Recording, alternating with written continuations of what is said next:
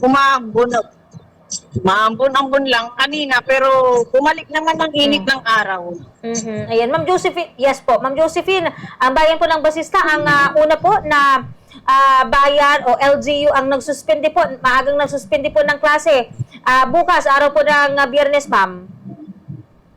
So far, ang bayan ng Basista ay nagsuspende ng klase.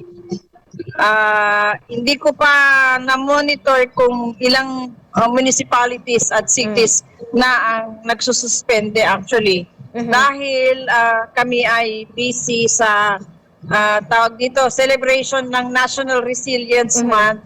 Hindi lang po ito ang paghahanda dito sa Bagyong Inday, pero ngayong July ay national celebration ng Resilience Month, kaya may mga program activities kami everyday na kailangan ko pupuntahan.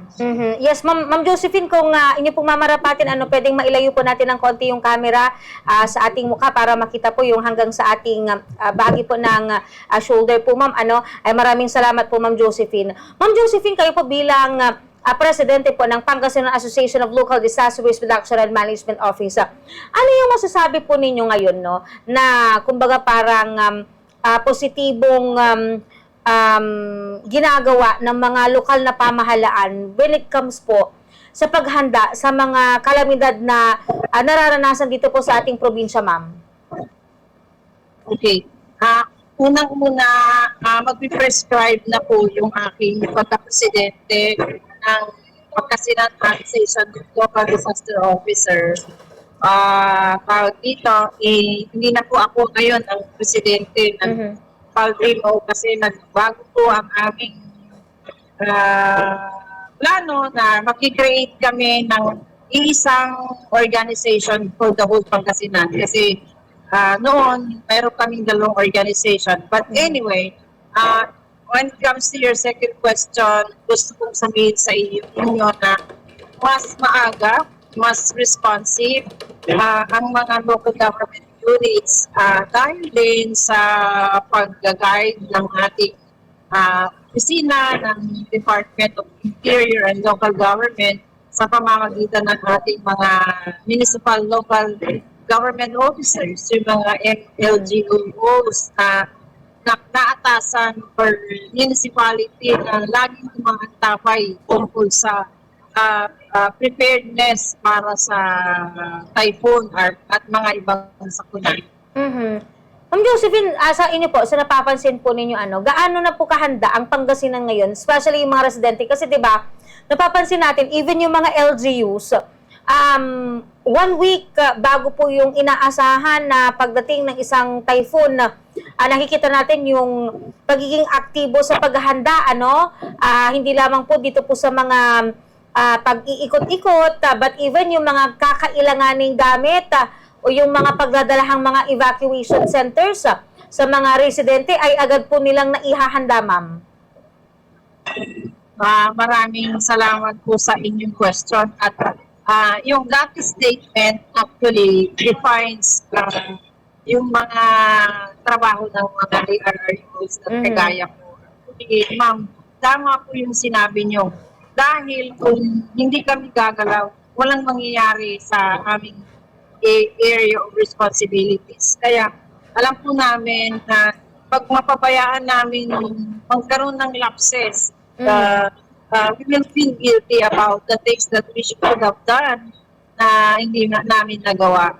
Kung papabayaan po namin, magkakaroon po ng lapses. Kaya ang nakikita ko actually ay siguro nga, lagi kong sinasabi na ito po ay hindi na kontrata namin sa aming respective local government units. Ngunit ito ay kontrata namin sa parang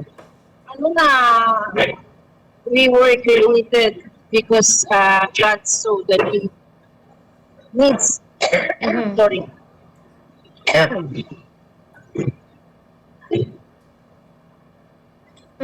Yes, Ma'am Josephine, kayo po diyan po sa may bayan ng Basista. Ano ba yung maituturing nyo naman po, no, na malaking hamon sa pagganap po ninyo ng inyong tungkulin kapag may mga ganitong kalamidad na tumatama dito po sa ating bansa, especially dyan po sa inyo pong bayan, ma'am? Ma'am, actually, araw-araw po ay malaking hamon po sa atin. Araw-araw malaking hamon sa mga DRRMOs na kagaya ko. Kasi po, ang ganitong klaseng trabaho ay may 4 na pillars. Hindi lang po kami sa response and recovery, kasama pa rin ang rehabilitation, prevention, disaster prevention, at saka mitigation. At saka, ang number 1, yung preparedness. Ibig sabihin, hindi na dumadating yung bagyo, wala pa man sa area of responsibility. Ano yan, dapat nakahanda ka na. May mga ginawa ka na, yung mga structures na kailangan mong gawin, yung mga orientations na dapat mong ituro sa mga tao, like for instance, yung ginagawa natin sa prevention sa drill, sa National Simultaneous Earthquake Drill. Ito ay ginagawa para hindi lang ma-condition yung minds ng mga estudyante, pero psychologically ma-prepare sila kung ano yung dapat gawin nila kung mayroong lindol.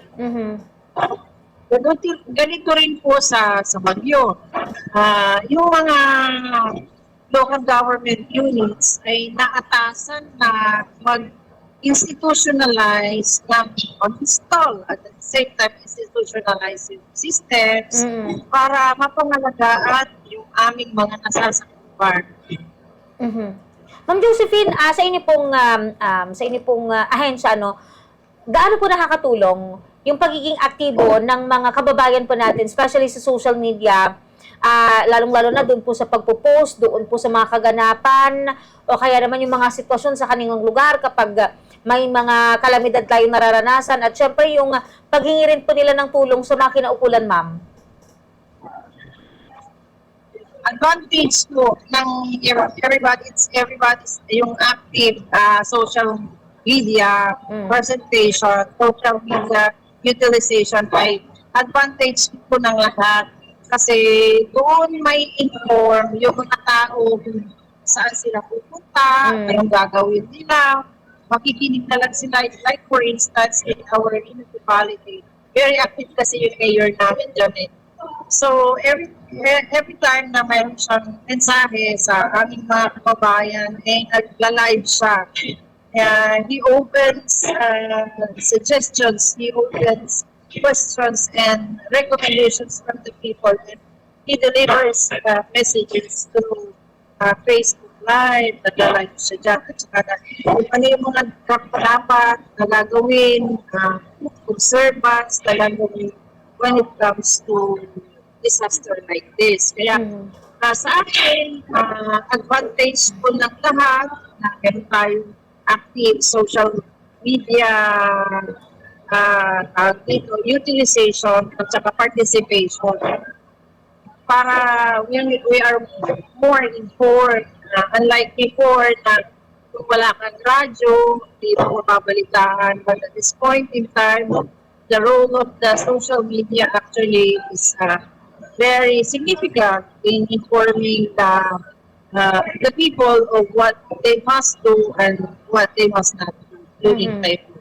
Yes po. Ma'am Josephine, baka meron po kayong mga mensahe, paalala na pong ipabot sa ating mga listeners and viewers, especially yung mga kababayan natin po dyan sa bayan po ng Basista. Go ahead po, ma'am.